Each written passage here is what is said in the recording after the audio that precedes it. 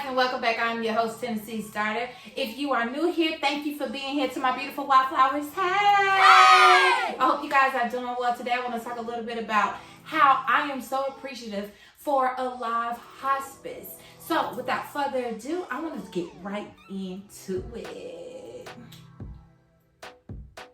So I want to talk about my experience with Alive Hospice. Before doing so, I want to give you the facts in which I remember it to be, and my reason for coming to experience Alive Hospice on a more intimate level. And that came by way of my mother's declining health condition.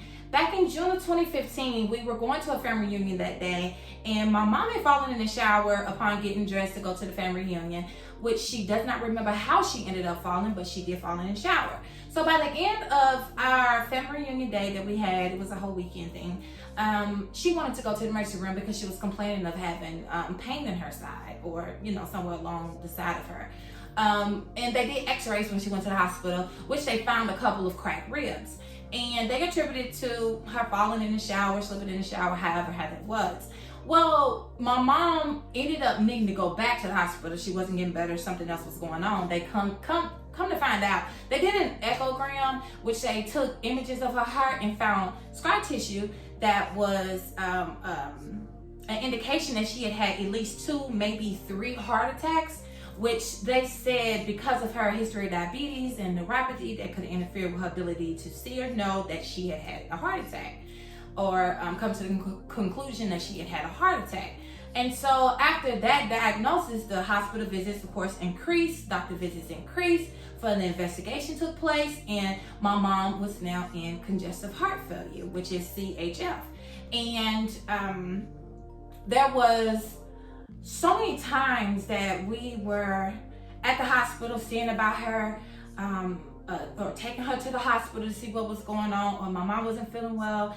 And for at least over a year, nearly a year, I had started, it got so bad that I was running my household and my mom's household. So I was working 2 jobs, seeing about my mom and my brother that was living with my mom, kind of doing the house managing part, going to the grocery store, cooking them meals a few nights a week, running my house, doing all these different things. And I came to the conclusion that this may be something I may have to do for a while. So I started aligning my life to meet hers. So some time had gone by, I made a decision to go ahead and move in with her because it was a lot for me to, go across town and run her house and run my house and try to keep everything straight so that I did not have a mental break or emotional break or whatever the case may be. And it all kind of worked out the way it's supposed to.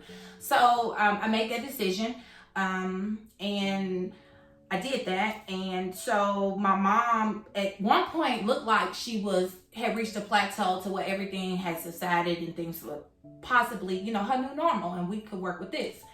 But there were moments, years where my mom would be in the hospital for extended periods of time. And this is several times a year, anywhere from 5 to 11 times that she was in and out of the hospital, staying for a week here, 2 weeks there, going to rehab after her release. It was a lot. I can't even begin to put this into words for you guys so that you can understand what all I went through and my siblings. It was very deep. And thank you to my family members who saw about her. Thank you to her minister and those assistants who saw about her, and all the people who came and prayed with her, prayed for her. I'm so grateful. I can't even begin to express how I was so just thankful that people kept her in mind. They would leave work and church and go and see her and visit with her, and she really needed that. And so thank you for those moments. To all of you, anybody that gets to view this video, just know that I'm so very grateful. And so all those different hospital stays and everything, and so the years go by, and like I said, I'm living with her now. I'm giving better care, better direct care, from being in her home with her to actually having to solicit outside help. So now I need help coming in a couple days a week to help me care for my mom, because I did work. And so we got that done, and my son, he was so awesome. He helped her so much.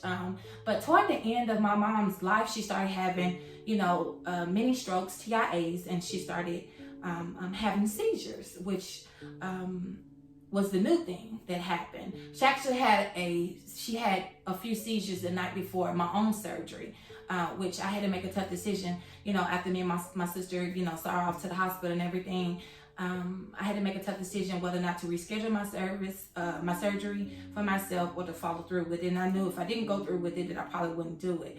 Well, that particular night, my mom had crashed for maybe the second or third time. She had crashed a few times. So that, in a previous video, I mentioned, someone very close to me had shared with me their near-death experience, and my mom was that person.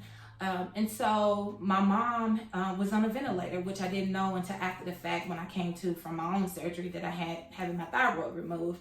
And my sister, she helped out so much that particular night. I know she was exhausted from seeing about my mom the night before to us, finally making it home 4 or 5 o'clock in the morning, and me having to have her pick me up at 6 o'clock to get me to the hospital, and so I could have my own surgery. It was just a lot. We went through a whole lot, because when my mom had crashed the first time, that was a very emotionally devastating time for me and my sister, because we was used to her going in and out of the hospital, staying for extended periods of time, going to the rehab center after the fact, and dealing with it that way. But to actually have her be on ventilators, that was a lot for us.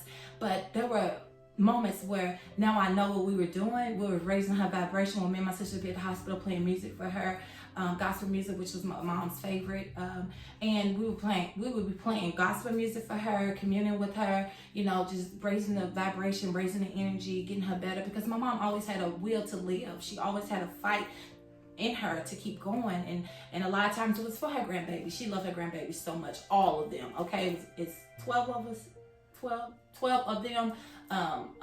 And so my mom loved all her grandbabies and great grandbabies as well. And so toward the end, which nearly 5 years had gone by the time she had changed her conversation with me. One day I came to the hospital after working to visit with her and everything and see what things were, because I was POA over healthcare, so I had to make a lot of tough decisions for her at some point, during her process of congestive heart failure. And she told me, she said, I've just come to the conclusion, that if I'm going to die, then I'm okay with it. And I was like, Mom, what are you talking about? How did we get here? You've never talked like this before. And she was just at the end, at this point, she had begun to show signs of the end stages of congestive heart failure, which research it, because I'm not going to go into detailed verbiage about what it all started happening with my mom. But she started showing signs of end stages of congestive heart failure. And so with that being said, I started changing my conversation with the doctors that I was talking to, and I was like, okay, look, I need to find out what we need to do. Now, if this is the end for my mom, I need to get my mom home. Trying to keep myself together. I know y'all have never seen me crying, but I'm still healing. My mom was my best friend. And so I started having the necessary conversation and getting my mom home. And so we came home the first time under palliative care, because she wasn't necessarily ready for hospice care. And so we came home under palliative care, which only lasted 1 day. She was back in the hospital. So she was back in the hospital for 2 weeks, and I was like, Mom, look, if you want to come home on palliative care, I'm really going to need you to start walking, because at this point she wasn't walking anymore. And I was like, I really need you to go to rehab to try and get some strength, because I'm working and I'm really trying to look after you, but I know I can't do this by myself, because your level of care has changed for me. And although I have 20 years experience in caring for other people, when it's your mom, and you live with them, it's a different level of care that you must provide, as well as staying sane. And so my sanity was very important to me, and I wanted to be in the right headspace to be able to give her that care, because it can be frustrating at times. And let's just be real. Anybody that has gone through this or has experienced this firsthand, they understand what I'm talking about. And so she went to rehab. Well, she lasted in rehab for 2 weeks, and me and my sister had to have some real conversations about what was taking place. And so my sister, she supported me in the fact that my mom needed to come home under hospice care, because she wasn't getting better, and we just needed to face reality together as a unit. And so that happened. And so my mom agreed to come home under hospice care after being in the rehab center for 2 weeks. And so she came home under hospice care, and that was a very beautiful experience. You know, I got 2 visits from 2 different Alive Hospice. Let me be specific. Alive Hospice. I got 2 visits in that day that my mom got home. One was the chaplain, one was the social worker that came by, you know, and we talked about, you know, what to expect. I want to say it might have even been 3 visits in that first day of my mom coming home. You know, they got us all set up. We had everything that we needed to stabilize my mom while she was home and everything. And so she came home on December the 6th. And, you know, within 48 hours, she immediately started declining. And by the 4th day, it got worse, you know. And so my mom lasted 10 days. I don't want to go into all the details. My mom lasted 10 days. But through the whole process, Alive Hospice is there, coaching and guiding and providing the way that they said that they would in their mission statement. And so this video is not only to describe, you know, some details about my mom's condition, but to also highlight the fact that we need these types of facilities and in-home agencies, places, people that can provide in-home care for things like this, because I am a great supporter of bringing your people home to transition into the afterlife. There is no reason for our family members to be in facilitated settings if we could bring them home. I'm an advocate of that. And my mom was loved for those 10 days. There were so many visits to my home where people were coming in and out all times of the day and night. We treated it as a hospice facility. There was no limit on or no shut off. Whenever you were available, just get by and see her, you know, and commune with her, you know, because she had given up this body. She had given up the shell. She was ready. She was ready. And I was so grateful and so honored to have that position to act as a catalyst for her transition into the afterlife. It was such a beautiful moment. I had my home set up, you know, in such a way that the energy was beautiful. And candles everywhere, playing her favorite music, you know, communing with her, cleaning her day and night, keeping her presentable for all the visits that she had, no matter how I felt, because I worked every day. For this whole thing, I was still working. I was still, you know, taking care of her. You know, I had hired help, of course. Thank you to the home health caregivers that came in to look after my mom when I was working. I'm so grateful for all the help that came to be, and for my sister helping where she couldn't, because my sister works the night shift. Don't want to tell too much of her business, but I'm just saying that's just the way we did things, and we tag teamed, and it was such a beautiful thing. But to know that we were supported by Alive Hospice throughout the duration of my mom being home for those 10 days before she expired really meant a lot to me. So if you guys are ever considering whether or not you should go forward with bringing your loved one home, I will tell you right now, it's the best thing you could ever do, because you have the ability to raise the energy in your home, to let them know how proud you are that they chose to be here in that space and time where they were either your parent or a loved one, and that they chose to be here, be a part of your family, and you want to let them know that they did the best that they could do while they were here. You want to have that moment and that time to be as deep as you need to be with them, to let them know that it is okay to go, that you thank them for fighting as long as they did, because my mom put up a great fight. If you knew her, you understood exactly how hard that lady fought to be around, and she did. For nearly 5 years of her battling with congestive heart failure, she still chose to be here until it was done.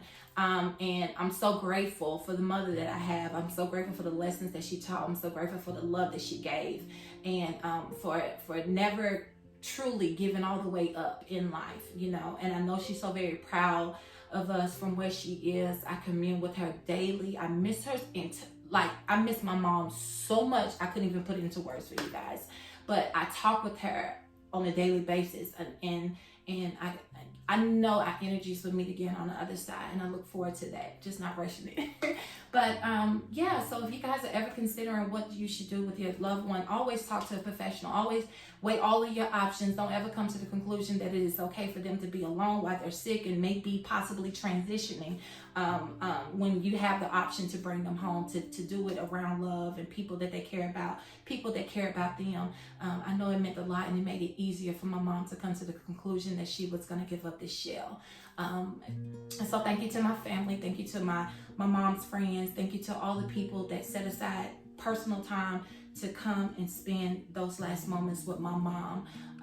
And so I just wanted to share that experience I had with Alive Hospice. So thank you so much, Alive Hospice, for even, I'm still getting mail from them. They're still remembering us as a family and me, myself, because I had gone through 2 grief counseling sessions with them, and then COVID came and shut everything down right after my mom transitioned. So that was December, my mom transitioned 10 days, like December the 16th of 2019.